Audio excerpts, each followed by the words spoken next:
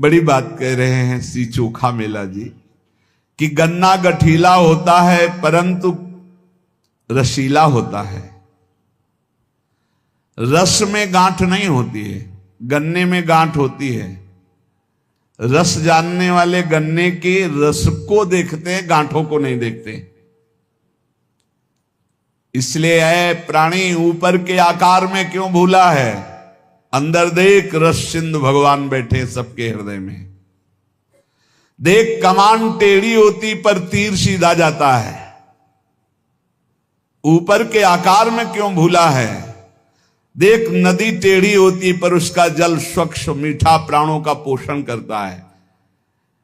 चोखा मेला जी कह रहे मैं जाति का महार हूं परंतु मेरा भाव बहुत ऊंचा है कि मेरे भाव में विट्ठल बैठा हुआ है। इसलिए तू ऊपर की बात पे क्यों भूला है, अंदर के रस को देख। सेन जी कहते हैं कि हम बारबर हैं, बारीकी से हजामत बनाता हूं, विवेक का दर्पण दिखाता हूं, ज्ञान की कैंची चलाता हूं, शांति का झलक छिड़कता हूं और अहंकार की छुटियां घुमाता हूं, भावों की कटिंग करता हूं, काम क्रोध को जड़ से उड़ाता हूं। ऐसा मैं संत सेना नाई हूं। हे भाई, एकनाथ जी महाराज कह रहे भगवान के कृपा प्रसाद का लक्षण होता है कि वो सगुण चरित्रों का गायन करके ही अपना समय व्यतीत करता है। संत जन जिस पर कृपा करते हैं उसका मन भगवान की लीला चरित्रों में लग जाता है। सत्संग में जिसका मन लग गया भगवान उसके अधीन हो जाते हैं। संत एकनाथ जी महाराज, क्योंकि सत्संग में भगवान की चर्चा, भगवान के सिद्धांत, भगवान का नाम कीर्तन, भगवान का प्रेम रंग, वैराग्य रंग, ज्ञान रंग सब कुछ प्राप्त होता है। इसलिए जिनको सत्संग का नशा है उनको भगवत प्राप्ति अवश्य हो जाती है। भक्ति और ज्ञान से रहित जहां चर्चा हो रही हो वो चर्चा नहीं सुननी चाहिए। तस्मात् शास्त्रम प्रमाणम ते कार्याकार्यो व्यवस्थित हो, शास्त्र के अनुसार ही वार्ता होनी चाहिए, शास्त्र प्रमाणित वार्ता होनी चाहिए। जीव को जबरदस्ती भोगों से छुड़ाकर भगवत प्राप्ति करा दे ऐसी वार्ता होनी चाहिए। वार्ता ऐसी होनी चाहिए जिसके भावों को प्रकट करने से वैराग्य जबरदस्ती जीव के हृदय में भगवान के नाम रूप लीला धाम की प्रीति पैदा कर दे, उसे कहते हैं सत्संग। अंतःकरण में बात बैठ जाए। संतों की वाणी में इतनी सामर्थ्य होती है। यदि सत्संग का प्रभाव बढ़ रहा है तो कैसे हम जाने? बोले अखंड स्मृति के लिए मन ललचाने लगेगा, निरंतर नाम जपो। एकनाथ जी कहते हैं मैं तो हाथ में करताल लेकर के अपने जनार्दन श्री विट्ठल भगवान को रिझाता रहता हूं। जो मेरे प्रभु हैं, कलयुग में विशेष कृपा करके उन्होंने मूर्ति के रूप में अर्चावतार लिया है। एकनाथ जी कह रहे हैं प्रभु और प्रभु की प्रतिमा में कोई अंतर नहीं मानना चाहिए। जो प्रभु की प्रतिमा को प्रभु स्वरूप मान करके आराधना करता है वो प्रभु में ही वास करता है। जो भेद मानता है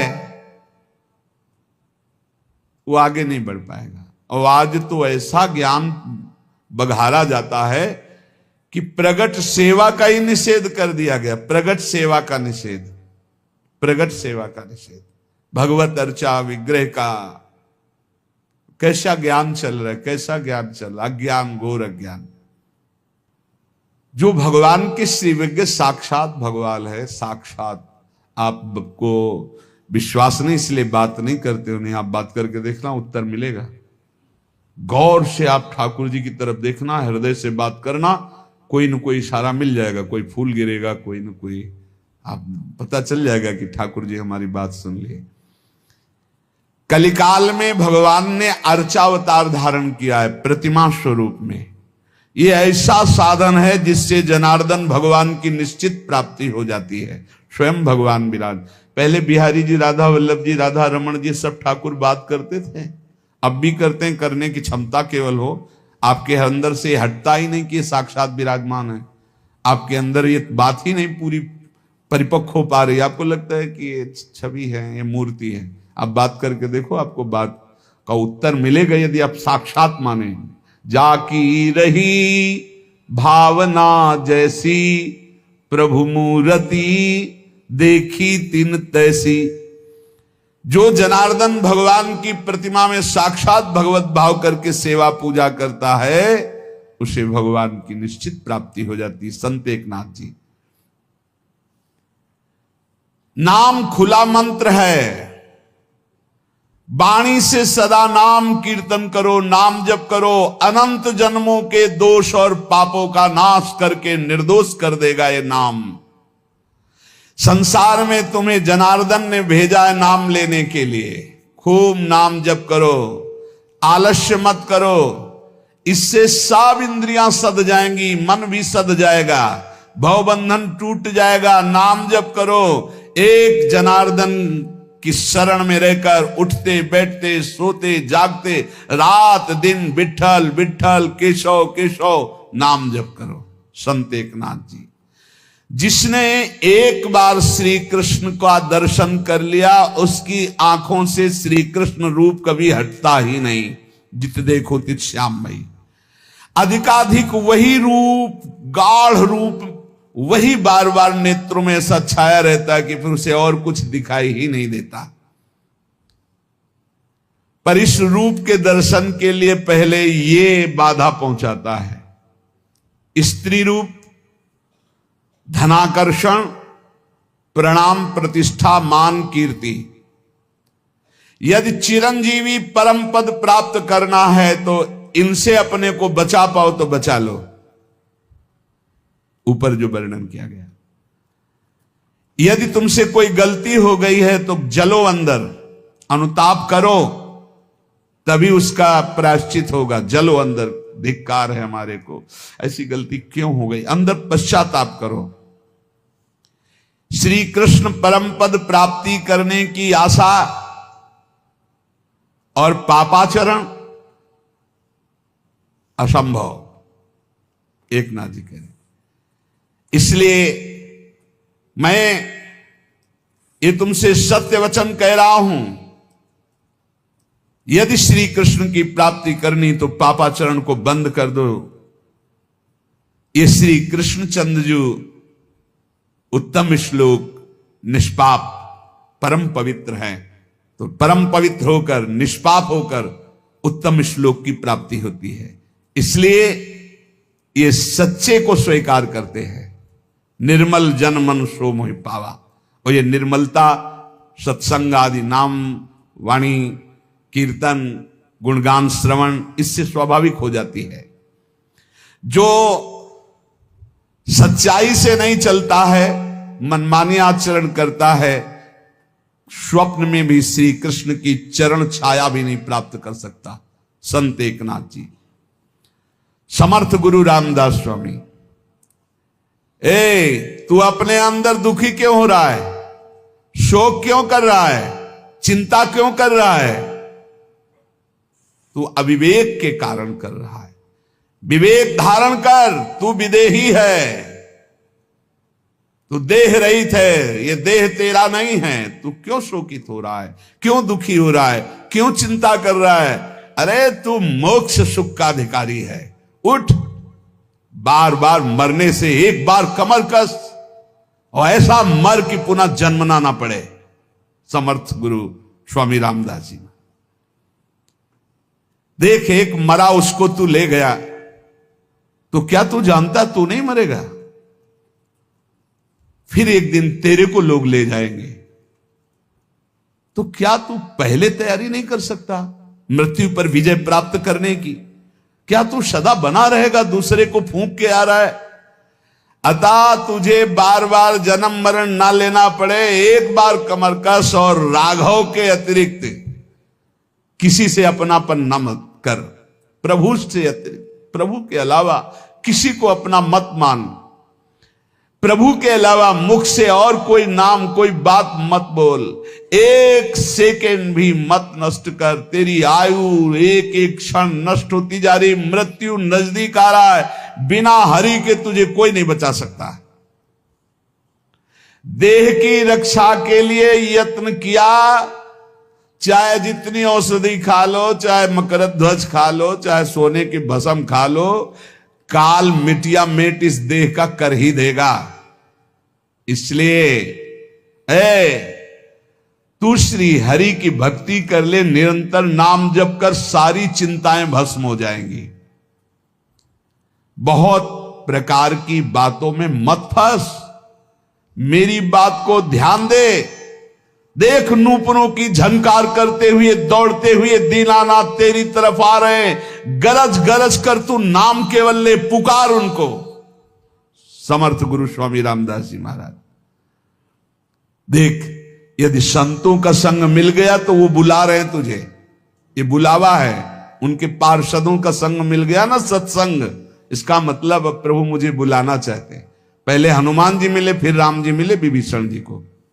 अब मोहि भाव भरोस हनुमंता, बिनु हरि कृपा मिले नहीं संता। और इसी के बाद शरणागति हुई, उसी के बाद विभीषण जी को भगवान का साक्षात्कार हुआ। बहुत प्रकार की बातों में मत फंस। अरे राम राम कृष्ण कृष्ण हरि हरि बोलो, वही सब कुछ है। बैठ के समय बर्बाद मत कर, नाम जप कर, फिर कुछ भी ध्यान कर, कुछ भी कर, उसमें हमें कोई लेना देना। नाम जप मत छोड़ो, नहीं समय बर्बाद हो रहा, बेकार समय नष्ट हो रहा। बैठे बैठे गणित लगाने से भगवत प्राप्ति नहीं होती। स्वामी जी कह रहे हैं बहुत प्रकार की बातों में मत फंस, दृढ़ता पूर्वक नाम जप कर। देख नूपुरों की झनकार करते हुए दीनानाथ तेरी ओर दौड़ते हुए आ रहे हैं, ऐसा दिखाई देगा यदि तू गरज गरज कर नाम कीर्तन करेगा। यदि प्रभु को बुलाना होता है जिसे अपनी तरफ, जिसका अंतिम जन्म होता है, उसे सत्संगति प्रदान कर देते हैं। सत्संगति से मन के मल नष्ट हो जाते हैं, बुद्धि संसार से हटने लगती, प्रभु में लगने लगती है। ऐसी सत्संगति बड़े भाग्यशाली को प्राप्त होती है। अपने बुरे आचरण में सोच विचार करके परिवर्तन करने का भी समय है, कर लो। अति आदर के साथ साधु समागम सत्संग करो। ये कल्पनाएं छोड़ो, ये कर लिया, ये भोग लिया, ये भोग लेंगे, ये कर लेंगे। आशा मत करो कि तुम इस संसार में कभी सुखी हो सकते हो। समर्थ गुरु रामदास जी। आशा मत करो इस संसार में तुम सुखी हो सकते हो, चाहे जितना रुपया मिल जाए, चाहे जितना भोग मिल जाए, कभी सुखी नहीं हो सकते। सुखी होगे तो हरि के अंश हो, हरि में। अरे कितने विद्वान, कितने ज्ञानी वंचित हो गए भगवत प्राप्ति से। इस अहंकार के कारण मैंने देखा है कि वो विद्वान ब्रह्म राक्षस बन गए। समर्थ गुरु स्वामी रामदास जी के वचन। अहंकार के कारण शास्त्रों का ज्ञान होने पर भी वो ब्रह्म राक्षस बन गए। सचमुच सचमुच ईश्वर के नाम जप के भजन के बिना कौन विद्वान ऐसा है जो इस माया पर विजय प्राप्त कर सकता है। अहंकार छोड़ दो, नाम जप करो। देखो मैं सोच विचार कर बोल रहा हूं, विवेक पूर्वक बोल रहा हूं, कोई मनमानी नहीं। समर्थ गुरु स्वामी रामदास जी। सत्संगति अत्यंत त्रस्त लोगों को भी महाशांति प्रदान करती है। अतः खोज करो सत्संगति की। संयमित आचरण, शास्त्र सम्मत वाणी, ये सत्संग में प्राप्त होती है। जिसने अहंकार रूपी मक्खी खा ली है उसे ज्ञान रूपी भोजन उल्टी करना ही पड़ेगा, पचा नहीं सकता। अर्थात जिसके मन में अहंकार अपने ज्ञान का है वो ज्यादा बोलता चला जाएगा और अनुभव में कुछ नहीं होगा, केवल प्रवचन होगा। इसलिए मान सम्मान प्रतिष्ठा की चाह अहंकार को होती। अहंकार छोड़ो, आसक्ति छोड़ो, सज्जन संतों की संगति करो और नाम जप करके इन महान दुख में संसार से तर जाओ। सब संतों की एक ही बात, नाम जप, नाम जप। ऐ मन, ये सत्संग केवल केवल भगवत कृपा से मिलता है और सत्संगी को निश्चित मोक्ष की प्राप्ति होती है। साधु संग करने वाला भवसागर से पार हो जाता है। सत्संगी द्वैत भावना का नाश करता है। सत्संगी का कभी पतन नहीं होता। जो रोज सत्संग सुनते हैं उनका इसलिए पतन नहीं होता, रोज चाटे लगते रहते हैं शब्दों के, रोज उत्साह बढ़ता है, रोज पापाचरण छोड़ने की हृदय में एक वृत्ति जागृत होती है। पूज्य स्वामी समर्थ गुरु रामदास जी कहते, कौन धन्य है इस संसार में जो सदा अपनी देह को भगवान के लिए कष्टमय रखता है, वो धन्य है। उचित भोजन, कठोर शैया, कम सोना, अधिक जगना, नाम जप करना, गुण कीर्तन करना, जानबूझ करके सारे सुख सुविधाओं को न भोगना, उसका जीवन धन्य है। संसार में कौन धन्य है? ध्यान से समझो। जो प्रभु के लिए अपनी देह के आराम सुख को त्याग कर कष्ट सहता है। बहुत भाग्यशाली साधक हैं, ऐसे ऐसे हैं। ऐसी गर्मी में जहां एसी भी काम नहीं करती, वो कूलर भी नहीं चलाते। सोचो ऐसी गर्मी में कैसे रहा जा सकता है। हमारे गुरुदेव भगवान तो 20 वर्ष हाथ के पंखा से केवल किया है, हाथ के पंखा से। भीषण गर्मी में भी रात दिन, वहां बिजली का प्रवेश ही नहीं था, बस दीपक जला करके रात्रि में, इतना छोटा सा दीपक और हाथ। अरे भजन के बिना थोड़ी स्थितियां आती हैं। सदा प्रभु के कार्य में जो अपनी देह को कष्ट देता रहता है, प्रभु के लिए प्राप्त सुखों का त्याग करता है, मुख से अखंड नाम उच्चारण करता है, जो अपने जीवन को भगवान की दास्ता में बेच देता है, उसका जीवन धन्य है। दूसरा, जैसा बोलता है वैसा ही आचरण करता है, वो धन्य है। जो नाना रूपों में एक ही ईश्वर को देखता है, वो धन्य है। जो सगुण भगवान में जरा भी संदेह नहीं करता है, वो धन्य है। जिसमें अहंकार नहीं है, दूसरे की उन्नति देखकर ईर्ष्या नहीं है, अपने स्वार्थ का जिसने त्याग कर दिया है और संसार की किसी भी पदवी को जिसने जीवन में स्वीकार नहीं किया, उस धन्य कहा गया है। उपाधि, कोई भी उपाधि नहीं। भगवत मार्ग में भी उपाधियां मिलती हैं। जिसने कभी कोई उपाधि स्वीकार नहीं की, कोई भी अपने पद प्रतिष्ठा, कोई जिसने अहंकार का त्याग कर दिया है, जो दूसरे की उन्नति देखकर कभी ईर्ष्या नहीं हृदय में, जो स्वार्थ का त्याग कर और जो संसार में किसी पदवी को, किसी उपाधि को स्वीकार नहीं किया, वो धन्य है। जो विद्वान होते हुए घमंड से रहित नम्र वचन, मधुर वचन बोलता है और अपने को संसार में भगवान का सेवक घोषित करता है, वो धन्य है। जो इस अखिल संसार में एक भी कोई शत्रु नहीं बनाता, जो विवेक पूर्वक, निश्चय पूर्वक कभी न तो मिथ्या भाषण करता है न मिथ्या आचरण करता है, वो धन्य है। जो भगवान का दास है उसे कभी चिड़चिड़ाहट नहीं होती।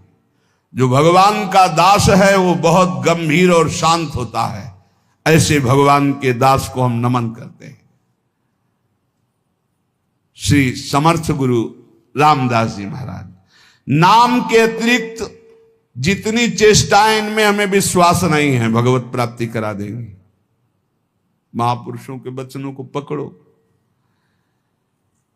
नाम परमात्मा का साक्षात स्वरूप है, इसलिए नाम पर हमें बहुत विश्वास है। समर्थ गुरु रामदास जी, जिसकी नाम में रुचि नहीं होती उसकी यमराज में जरूर रुचि करनी पड़ेगी।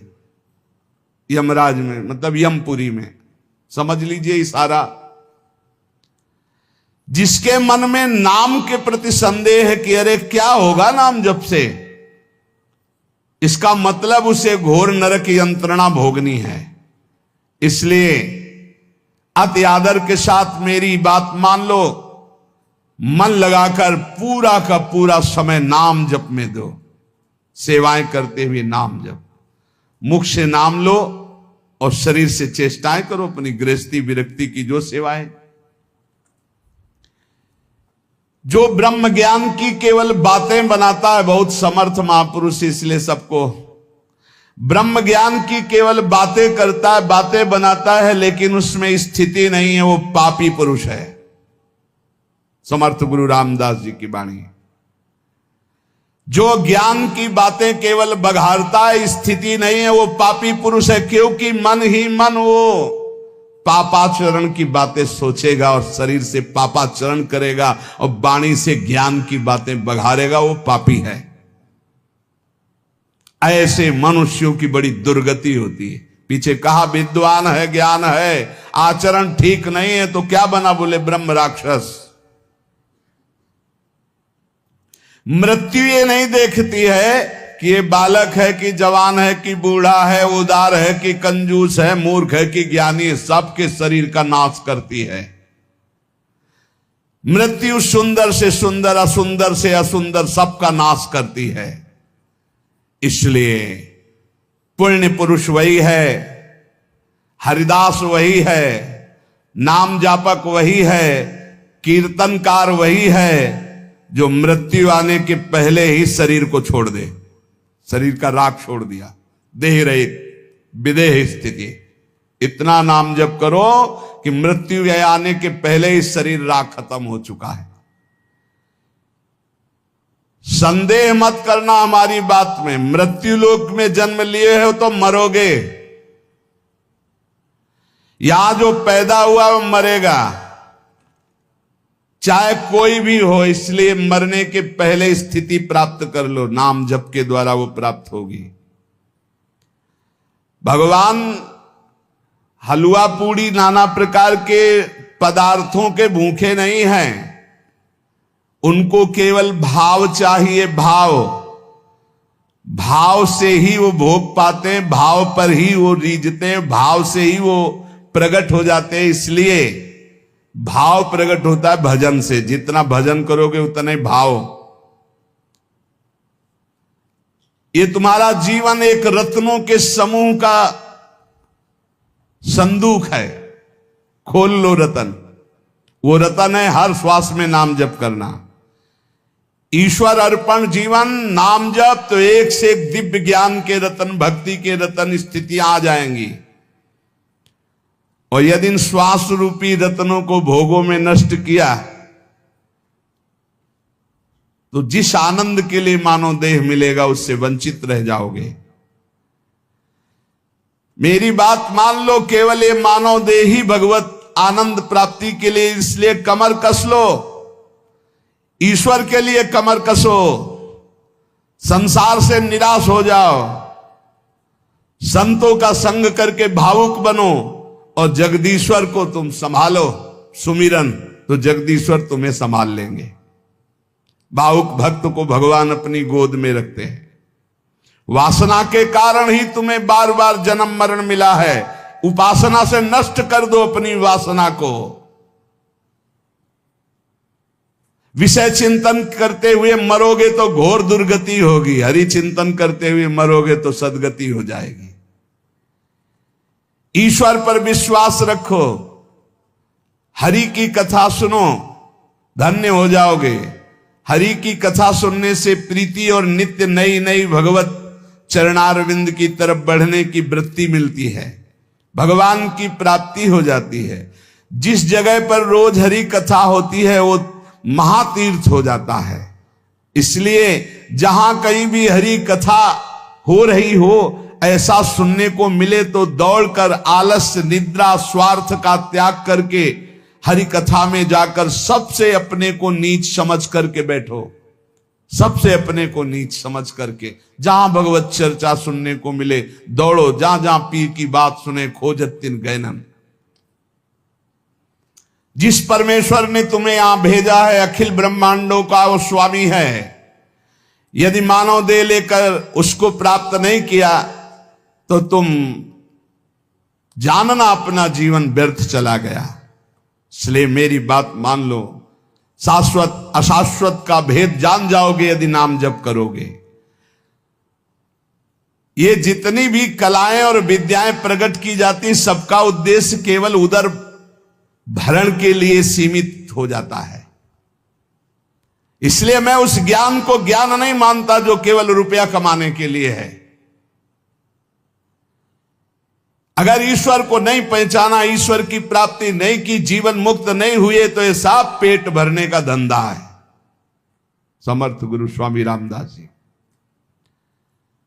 ये निरर्थक उदर भरण की विद्या ज्ञान विज्ञान है। पेट भरने का, देश संरक्षण का, भोग विलासिता का। पेट भरने की विद्या को सद्विद्या नहीं कहते, पेट भरने की विद्या को ज्ञान नहीं कहते, अपितु सर्वव्यापक परमेश्वर अखिल कोटि ब्रह्मांड नायक की प्राप्ति के लिए विद्या है, ज्ञान है, उपदेश है। हे सज्जनों, सावधान होकर इस विद्या का उपयोग भगवत प्राप्ति के लिए करो। सत्संग, प्रवचन, कथा, वार्ता ये भगवत प्राप्ति के लिए, पेट भरने का धंधा नहीं है। धन्य है वो नरदेह जो इसको प्राप्त करके भगवान की प्राप्ति कर लेते हैं।